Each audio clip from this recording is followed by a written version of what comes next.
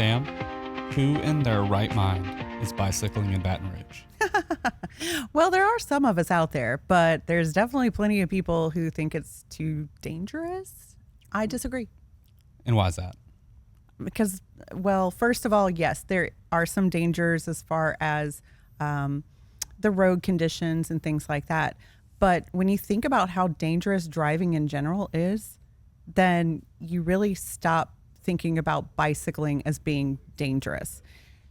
Driving is actually far more dangerous than bicycling is. And, actually you can injure yourself and hurt yourself just walking down the street. Right.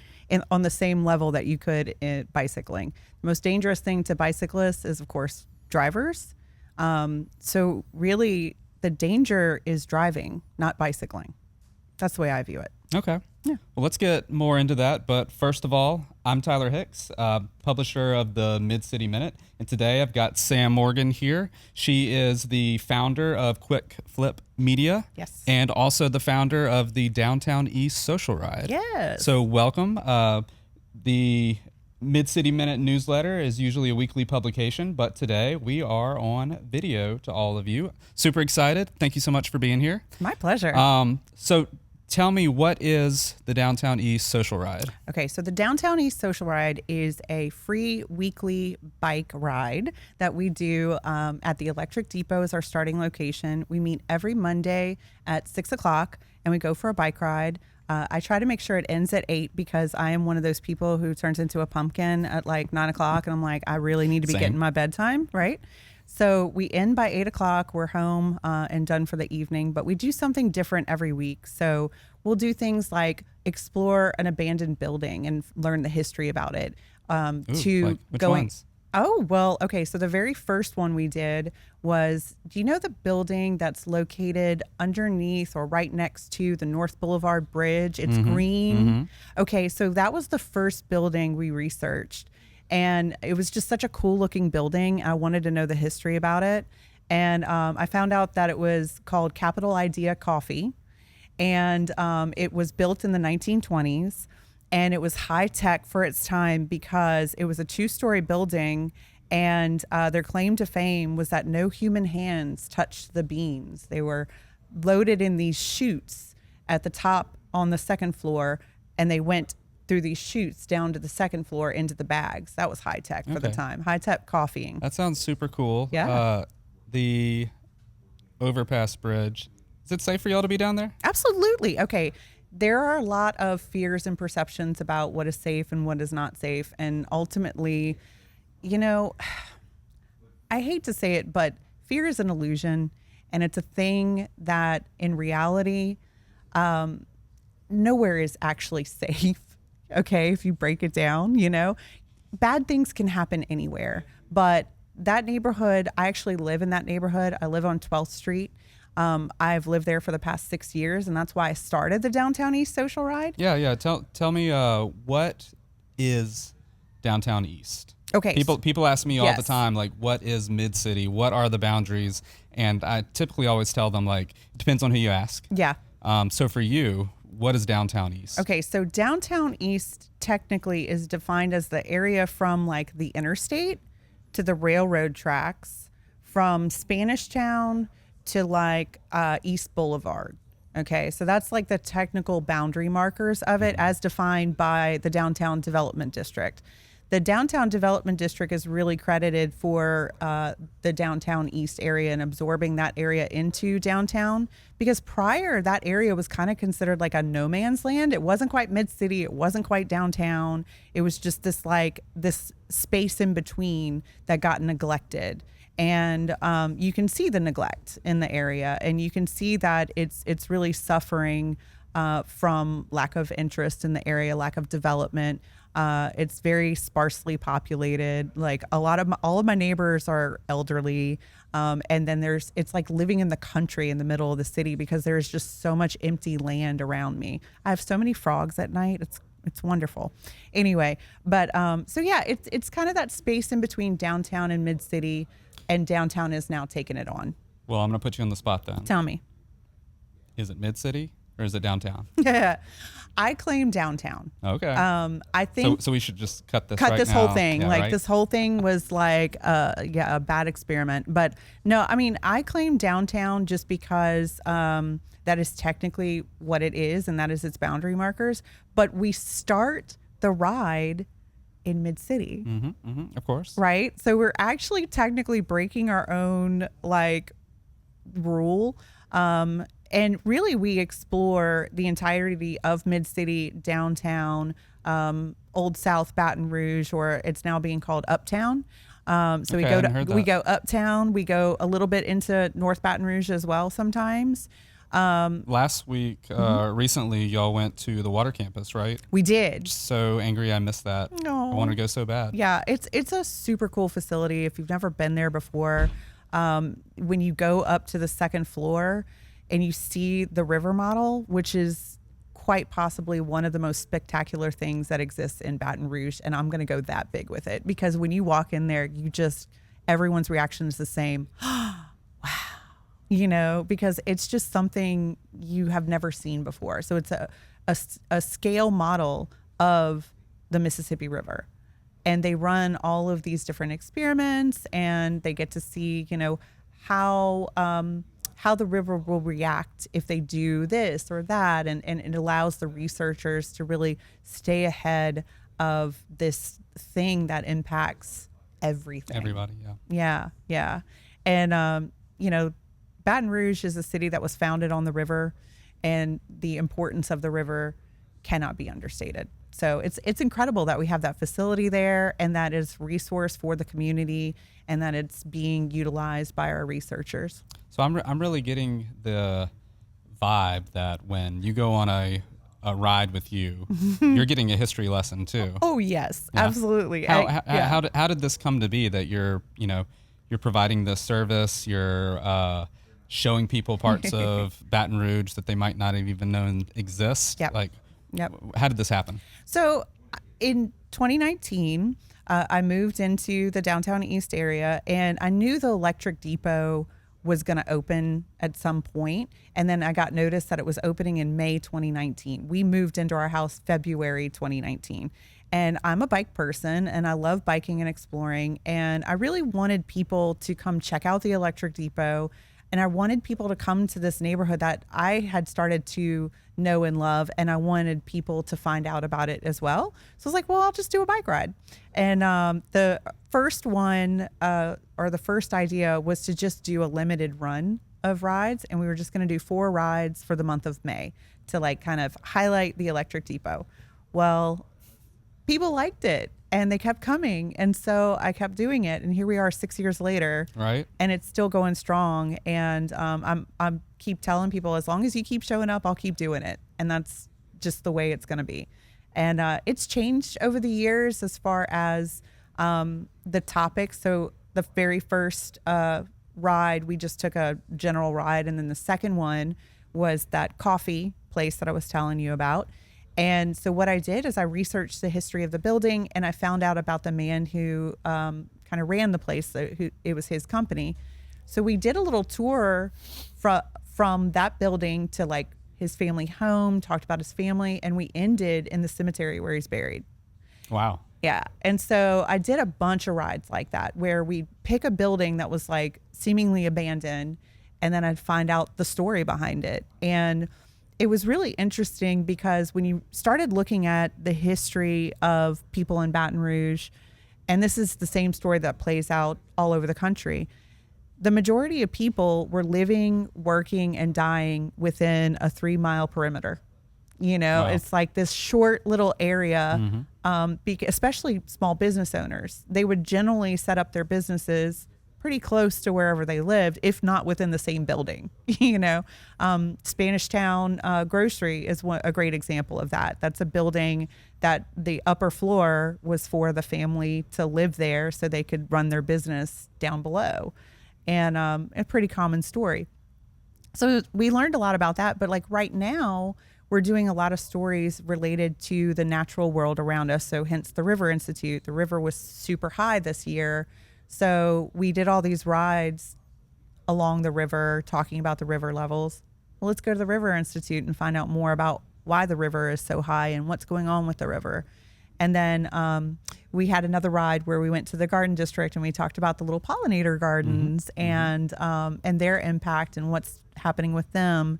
And so yeah, we'll do everything from, you know, older history and to we'll talk about, you know, various things, movements that have happened in town, events and places, to nature and the natural world around us.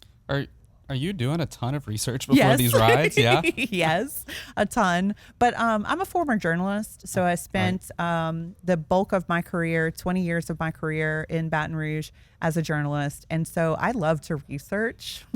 It's kind of the thing that I geek out on, along with equipment in the studio. You know, it's fabulous.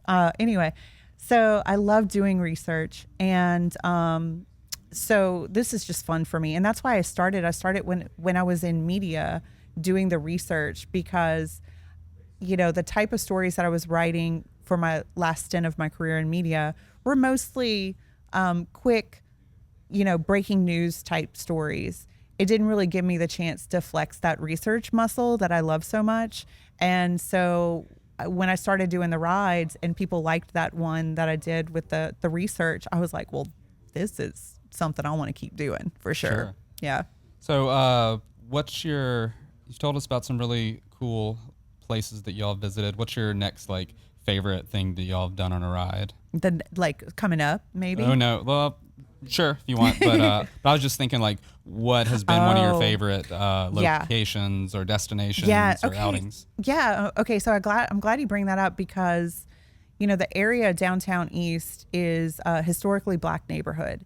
And so a lot of the research and the stories that we do are about topics that have not gotten very much coverage just in general. For example, there's a really awesome house in Old South. Well, it's technically in the Old South neighborhood outside of the downtown, so it's technically mid-city. Okay. But it's a woman by the name of Miss Singh, and she had a boarding house, and her house was part of the Green Book. And I won't go into the whole history about what the Green Book is, Google it. Google it. Look up my stories. Ask ChatGPT. Ask ChatGPT, yes. But they did an exhibit down at the Capitol Park Museum about the Green Book. And so we kind of had done some rides connected to that as well. But the house, it was a boarding house during segregation. So it was for Black travelers. And when I say Black travelers, I mean like Louis Armstrong, the Harlem Globetrotters. There was a school located right across the street from her house, and they had basketball goals. And literally the Harlem Globetrotters would play basketball with the kids in the neighborhood. Never heard that story. I know. No one has. I mean, it's a very seldomly told story, but it's a really great one. And it's one that should be highlighted and told more. So like when I get to tell stories about things that haven't been told very often, that is just like worth everything to me. And awesome. So we've done a lot of those rides, and it's been fabulous. So what kind of people show up for these rides? Are they the spandex guys? No. No? Well, okay, some of them do show up actually, and it's really cute when they show up in all the spandex, and then they've got their clips, you know, and they're ready to clip in and go for a ride. And I'm like, oh baby, you're cracking a beer. Yeah, we're going like 7 miles per hour. Like, I mean, you could walk next to us at that speed. So yeah, this is a casual, slow paced ride. I always say we move at the pace of the slowest rider. So if we're going too fast, slow down. We'll slow down with you. It's a no man left behind ride. Other rides are not so, you know, accommodating, let's say. So this is a no man left behind ride, because the point is to be social as much as it is like fitness or exercise. My thing is, you know, my life changed when I started spending more time outside and got away from, you know, the computer screens. Even though I'm a digital content producer and I spend so much time behind screens, Same. I balance it by spending time on my bike. I balance it by spending time in my garden. All of these different things that I do outdoors help me keep that balance. So I think that's something that we just in general are always missing as humans, is balance. And when we feel ourselves getting off balance, that's when we start feeling the pressure and the anxiety of the world that's around us. So the social ride is a way to kind of rebalance. It's a way to start your week off on a Monday with a little bit of exercise, some social activity, getting to know some people, learning something new, and trying something new. And so the people we get are all across the spectrum. We'll get young people, old people. We have a rider who's 76 years old, and he will run circles around all of us. We have people that drive in from other parishes to come be part of it. We had a couple come in from Lafayette one time to be part of one of the rides. So it really attracts people from all over. I bet. What about the neighbors or the people that you interact with in the neighborhoods? How do they receive when a group of 20 people comes riding through the neighborhood? We're like a parade, right? Louisiana loves a good parade, right? So we come rolling down the road, and everyone's just waving to us, hollering, because we ride by and we make noise. That's one of my things. Is I don't know if you've noticed, but I'm not a quiet person. So when we ride through and make noise, and we are dinging our bells, and we are saying Happy Monday to everybody, and waving to people, and everyone gets really into it. The kids love it. When we ride by, the kids are like, oh, look at that, all those people on bikes. Are you meeting strangers that way? Oh, yeah. We've met people along the way. And we actually have a little program we do called Light Up the Night, to try to help other bicyclists we see along the way without lights on their bike. We'll actually, I'll buy lights and keep them with me. And then when we see someone without lights, we'll stop and we'll give them lights. Okay. And the point is, the point is to make everyone safer. That's really cool. Is there any way somebody could support that effort if they wanted to? Please do. It's on our website, downtowneastsocialride.com. And on the homepage, there's a little tab called Lights Program. And you can make a donation to that program. And all the money, every single penny of it, goes directly to buying lights. I don't take any profit off of it because I really want to put all the money into, just getting people lit, Nice. and teaching people the need of, I literally had like a fever dream last night or something I had a dream about people were riding their bikes without lights on, and I didn't have any lights to give them. And I was so it was like an anxiety dream. Like I couldn't stop and give them lights. Anyway, so let's stop that. Go to the website, support the cause. Yay! Let's get some people lit. Please. What's next? What's next on the calendar? What's next for the future of the ride? Yeah, we're going to keep exploring this natural world theme that I have going on right now. We've got planned upcoming soon some beekeeper rides. Actually, I'm going to be out of town for a couple weeks, so 2 of our regulars are going to be planning and leading the rides for a couple weeks, and I have no idea what they have planned, which is super exciting because I was like, please record everything, tell me what happens. So that's going to be fun, a little experiment to see what they come up with. And then after that, like I said, we're going to go do some backyard beekeeping. We're going to keep exploring the world around us. Soon coming up is going to be hummingbird migration. And we'll go to people's backyards and see all the hummingbirds that come to their feeders. And it's going to be super fun. Cool. Yeah. I'll have to hop on. Yeah. So you mentioned the website. Where else can people stay in contact with you guys, know what y'all got going on? Social media, we're all over social media. We're on the Facebooks, we're on the Instagrams, we're on the TikToks. We got a group me, we're all over the place. If you look for Downtown East Social Ride on all of those platforms, you'll find us. I know it's a hard one to get out of your mouth, and I apologize for that, but this was never supposed to be a thing. This was never supposed to be a long-term thing. So I just named it what the neighborhood was called. Hey, it's beautiful. Yeah. All right. Well, I love helping to highlight mid-city organizations, businesses. What are some of your favorites before we end this? Oh, there's so many. In particular, I think right now, top of mind is the Red Shoes. So they've got all types of new stuff coming online. Yeah, that's because of their new executive director. Okay. So Rachel Hebert took over, and she's really been starting up some new stuff and doing some new things, putting some new energy into the place. And then the leader of the community fridge, is Dorcas, and she is done some amazing things with that community fridge. Like, for example, for the month of July, she's asking everyone to like commit to one day to stock the fridge. Right. And so we're actually going to be part of that. That's another ride that's coming up. We're going to help stock the fridge in July in connection with Shoppers Value. So another mid-city business pitching in. And that's just a great thing that they have going on. And you said businesses or just things going on in mid-city? It's up to you. Okay. I really think that I've recently been talking a lot about those pollinator gardens I mentioned to you. So Ginger Ford's shout out is the queen of the garden district, if you ask me, because she's making these little pollinator gardens in the like kind of leftover space at intersections and also along Park Boulevard on the main strip.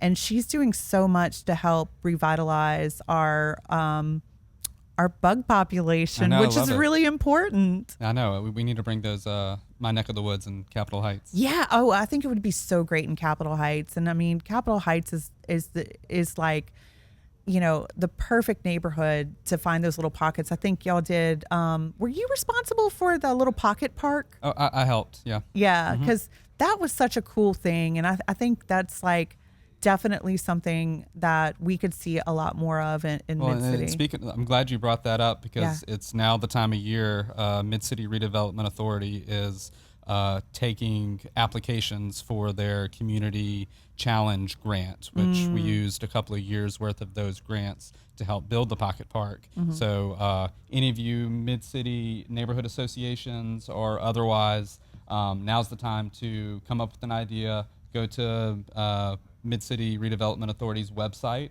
look for Neighborhood Challenge, and do something cool in your neighborhood. We did that one. We did one in Bernard Terrace, which is still there at the school. We cleaned up the Henry's Automotive. I think that was the first one we did way back when. Just a lot of cool stuff has come out of that grant. So links to that, links to Red Shoes, the community fridge, that's all in the Mid-City Minute if you want to go learn more about that. But outside of that, thank you so much for being here today. Yeah, my pleasure. I love seeing all the fun that y'all have and didn't realize how informational these bike rides have become. I got to teach a thing or two every once in a while. Of course. we all got something else to learn. Yeah, exactly. So thank you so much. And thank you guys for being here for this first podcast for the Mid-City Minute. Hopefully we'll do another one. And I hope you enjoyed it. Again, if they want to learn more about the social ride, we've got that link on the minute. And if anybody in Mid-City needs help with videography services, how can they contact you with QuickFlip? QuickFlip Media. It's all one, well, not all one word, but if you want to find us on Instagram, Facebook, LinkedIn, all those places as well, QuickFlip Media, and website quickflipmedia.com. Easy to find. Yep, easy to find. Thank you so much. Thank you. Have a great one. Thank y'all for watching. Thanks. Bye. Yeah, fun.